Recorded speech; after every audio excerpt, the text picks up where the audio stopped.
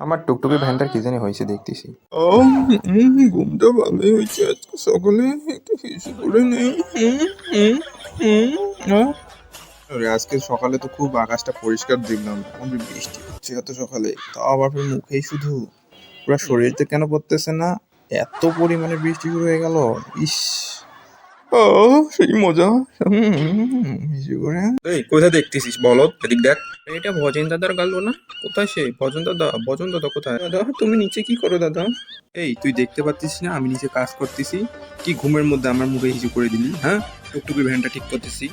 দিনের মধ্যে কি অন্ধ হয়ে গেছিস, দেখতে পাস না ভালো মতো করে? দাদা একটু ঘুমের মধ্যে ছিলাম, আমি দেখতে পারিনি দাদা, মাফ করে দাও দাদা, ভুল হয়ে গেছে দাদা।